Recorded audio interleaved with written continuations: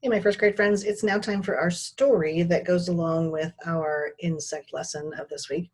And this one actually kind of goes better with last week's story as well. We read The Very Hungry Caterpillar, which talked about how there was an egg, then the caterpillar popped out, he was the larva, and then it spun its chrysalis or cocoon to be a pupa, and then it turned into the adult butterfly. In the book that we read last week, they also talked about, and actually in this one today too, they talked about the way that insects communicate with each other. They don't have to talk, they don't talk with their mouths. They usually use different parts of their body, either their wings or their legs. And so today's story is called The Very Quiet Cricket by Eric Carle. And in this story, not only are there crickets, there are all kinds of insects. And we're going to keep doing some checking to see, do they have that head, thorax, abdomen, antennas, eyes, mouth parts, legs, wings, something off their tail. We talked last week about Eric Carle, the way I love that he does collage illustrations. He has all kinds of blue papers and green papers and yellow papers and brown papers, and he mixes up the colors that he needs and then uses those papers, cuts them out, and glues the pieces together. So it's really fun to look at the different insect parts using Eric Carle's pictures. And we're going to learn a lot about the very quiet cricket and some of our other insects and just have fun reading a story together. So I'm going to share my screen, see if we can squeeze this book in here. Again, the books are big, the camera's got a little space, so I'm just going to be sliding it back and forth and hopefully giving you the best view we can get. The Very Quiet Cricket. Look at that awesome paper. Looks like he put some finger paint down and scribbled his fingers through it, or maybe a comb or a brush, maybe the handle of his paintbrush. I don't know. There's always great texture in here. I love it. And not only is he an awesome artist and illustrator, he's given us some science information as well. It says there are 4,000 different kinds of crickets. We learned that there were 800,000 different insects. 4,000 of them are just crickets. Some live underground, others above. Some live in shrubs or trees, and some even live in water. Both male and female crickets can hear, but only the male can make a sound. By rubbing his wings together, he chirps. Some people say it sounds like a song. We'll see. Eric Carle, The Very Quiet Cricket.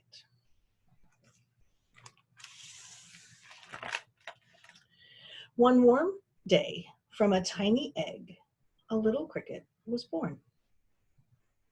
So he popped out and was a cricket. Welcome, chirped a big cricket, rubbing his wings together. The little cricket wanted to answer, so he rubbed his wings together. But nothing happened, not a sound. So here's the big cricket, and we can see his head, his thorax, his abdomen. On his head he has antenna and big eyes and a mouth, probably some mouth parts in there too. On his thorax, we see 1, 2, 3, 4, 5, 6 big legs attached and 2 wings. And then on his abdomen, at the very end, there are little pincher-like looking things. Very nice job, Mr. Eric Carle, of drawing our insect here. Good morning, whizzed a locust, spinning through the air. The little cricket wanted to answer, so he rubbed his wings together. But nothing happened. Not a sound. So the locusts are like big grasshoppers. And we can see head, thorax, abdomen. On the head we have eyes, antenna, and a mouth place. On the thorax we have 1, 2, 3, 4, 5, 6 legs. And I love the legs. You can see the different pieces. They've got the different joints in them.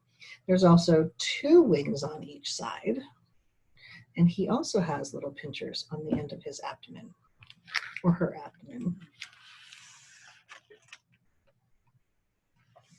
Hello, whispered a praying mantis, scraping its huge front legs together. Remember, they have big front legs to hold their prey. The little cricket wanted to answer, so he rubbed his wings together, but nothing happened. Not a sound. Praying mantises, I think, are very cool. There's his head. He's got a long old neck. He's got antenna, eyes. I'm assuming his mouth part is there because we know he uses his legs to hold his food up to his mouth. So his thorax is here. He's got 1, 2, 3, 4, 5, 6 legs. And there's wings that go down here. Here's his abdomen, also with little pincher parts at the end. And I really do love how there's all the different parts of each leg represented. And look, there's that scribbly kind of paintbrushy handle of something, texture for the grass that they're all in.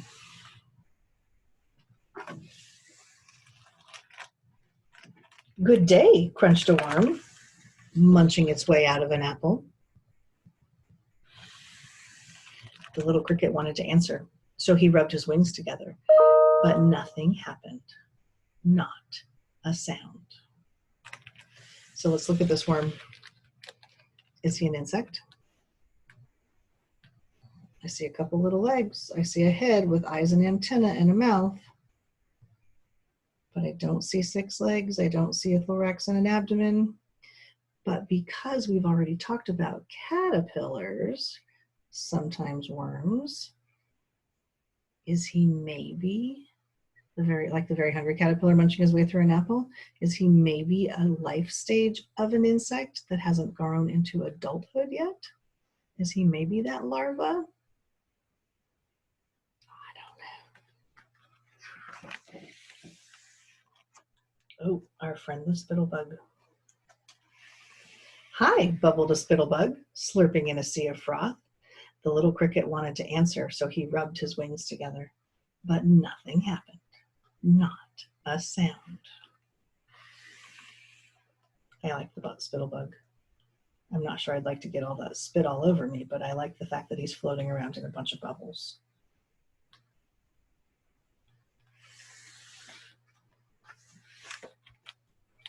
Good afternoon, screeched a cicada, clinging to a branch of a tree. Cicadas are really loud and noisy.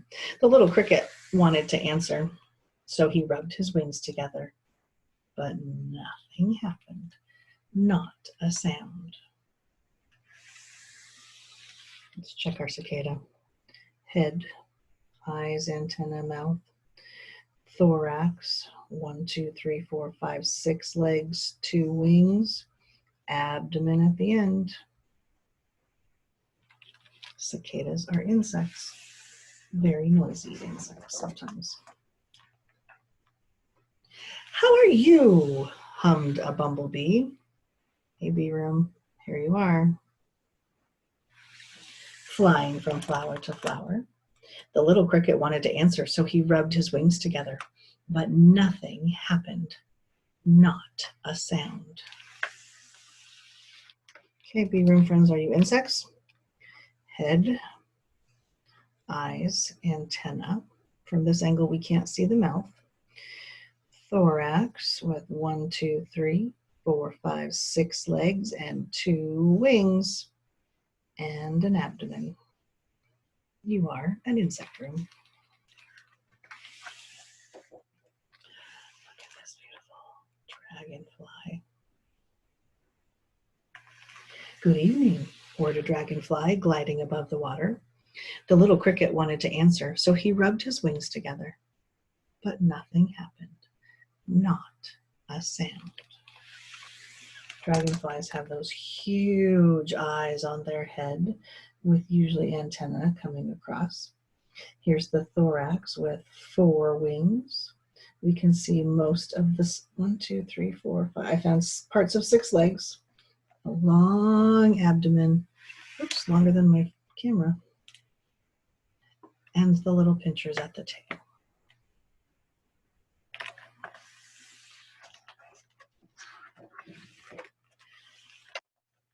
Good night, buzzed the mosquitoes, dancing among the stars. The little cricket wanted to answer, so he rubbed his wings together. But nothing happened, not a sound. Look at all those mosquitoes. So they're pretty little in this picture, but if we look carefully, there's a head. with eyes and antenna. There's a thorax with 1, 2, 3, 4, 5, 6 legs and 2 wings and an abdomen.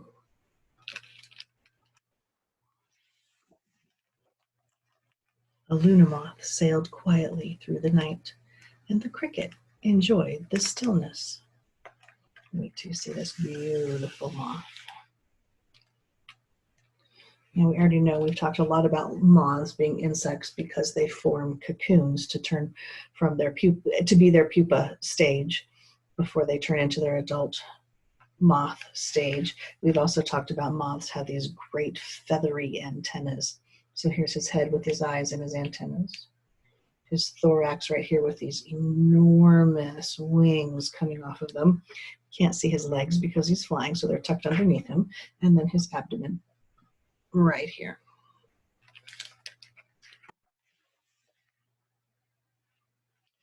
There goes the moth flying across the moon. As the Luna moth disappeared silently into the distance, the cricket saw another cricket. She too was a very quiet cricket. Remember, the girl crickets don't talk. Then he rubbed his wings together one more time. And this time, he chirped the most beautiful sound that she had ever heard. So if you know Eric Carle's books, you know that they're right here where this page is torn a little bit. There used to be an attachment that when you turned to the very last part, there was a recording in here. And because these are library books and they've been loved and read a million times, and the batteries die and the pieces come out, this book doesn't chirp anymore. But I just happen to have over here on my other computer the cricket noise. So that's the noise that he made for her.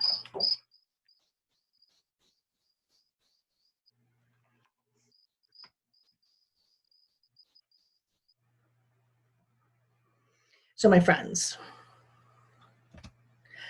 another awesome Eric Carle story that I love, and another great story full of insects that we could keep checking in on their body parts and the things that they do.